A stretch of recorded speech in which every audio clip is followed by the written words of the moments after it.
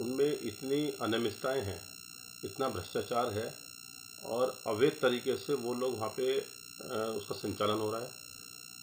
4 चक्कर उनके अगर लीगल लगते हैं तो 4 चक्कर ही वो इल्लीगल तरीके से लगाते हैं। कोई चेक पॉइंट नहीं है, कोई जांच करने वाला नहीं है और अगर जो जांच करने वाला है तो ऐसा लगता है कि जैसे उन लोगों की भी इसमें मिलीभगत है। ऐसी स्थिति है कि अब आज की तारीख में तो व्यवस्थाएं ऐसी हो गई हैं कि अभी कल भी वहाँ दुर्घटना हुई है कि पैदल यात्री भी वहाँ पे खाई में गिर गए। तो ऐसी कोई स्थिति कोई भी वहाँ पे प्रशासन की स्थिति ऐसी नहीं है कि यात्रियों को पहले से आगाह करने का कोई काम हो। जब दुर्घटनाएं हो रही हैं तो उसके बाद वो चेतने का काम करता है और 2 दिन बाद फिर वो प्रशासन सो जाता है कि ठीक है, जो होना था हो गया, जितना हो हल्ला हो मचना था मच गया। उन्हें कोई यात्रियों की परवाह नहीं है। कोई किसी जो सनातन के नाम पे राजनीति करते हैं, कोई भी किसी प्रकार की इस प्रकार की उनकी चिंता नहीं है कि हमारे यात्री यहाँ पे आ रहे हैं वो सुरक्षित रहें। कोई समस्या वहाँ पे उस तरह की उन्होंने ऐसी पैदा करती हैं कि वो समस्याएं और बढ़ती जा रही हैं, कम होने की बजाय। बिल्कुल आपकी बात सही है। आप व्यक्तिगत रूप से पहाड़ पे जाइए, चारों धाम के क्षेत्र में जो पड़ने वाले होटल्स हैं, ढाबे हैं या जो भी और व्यवस्थाएं हैं, उन व्यक्तिगत लोगों से बात कीजिए जो उसके ओनर हैं, जो इन्होंने लीज पे लिए हुए हैं। वो इस समय परेशान स्थिति में है कि इस बार की यात्रा बड़ी समस्याओं में रही है।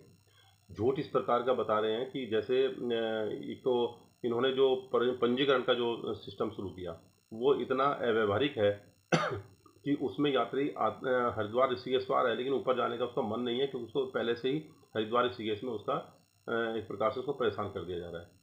दूसरी स्थिति यह है कि जिस प्रकार से ये आंकड़े बता रहे हैं, मतलब एक गाड़ी में अगर 5 यात्री वो एक गाड़ी में अगर एक व्यक्ति है और वो 4 धाम की यात्रा करना चाहता है तो उसको 4 यात्री मान ले रहे हैं क्योंकि उसका पंजीकरण 4 जगह मानते हैं। तो इस प्रकार से एक यात्री यानी 1 लाख आएंगे तो इनके हिसाब से 4 लाख आ गए। तो इस प्रकार की झूठ की कहानी जो इन्होंने मोदी जी सीखी है, केंद्र सरकार से सीखी है आंकड़ों में घोटालेबाजी करना, वही आंकड़ों की घोटालेबाजी ये लोग यहाँ पे कर रहे हैं। लेकिन धरातल पे स्थिति बिल्कुल सही आपने कहा कि बहुत समस्याएं हैं और यात्रा जो है लगभग एक प्रकार से समझें तो हम ये तीसरे साल भी यात्रा बहुत अच्छे से नहीं हुई है अगर तरीके से देखें जो पूर्व की यात्राएं रही हैं। कुछ सब चेकिंग के पॉइंट पे आपको बता दूं कि जो लोगों में भ्रम फैला रखा है कि बीजेपी की सरकार में सड़कों का जाल बन गया है। सड़कों के जाल की स्थिति यह है कि अगर कोई ऋषिकेश जाना चाहे तो ऋषिकेश में जाने की स्थिति उसकी ऐसी बनती है, खास तौर से विशेष तौर पर शुक्र शनि और रविवार कि उसकी 4-4 घंटे 5-5 घंटे उसको जाने में लग रहे हैं। एक फ्लाईओवर, एक छोटा सा फ्लाईओवर ये श्यामपुर में नहीं बना पाए। एक फ्लाईओवर ये श्यामपुर जो चौकी है उसके पास ये नहीं बना पाए कि वहाँ से सीधे यात्री मुनि की रेती की ओर निकल जाए।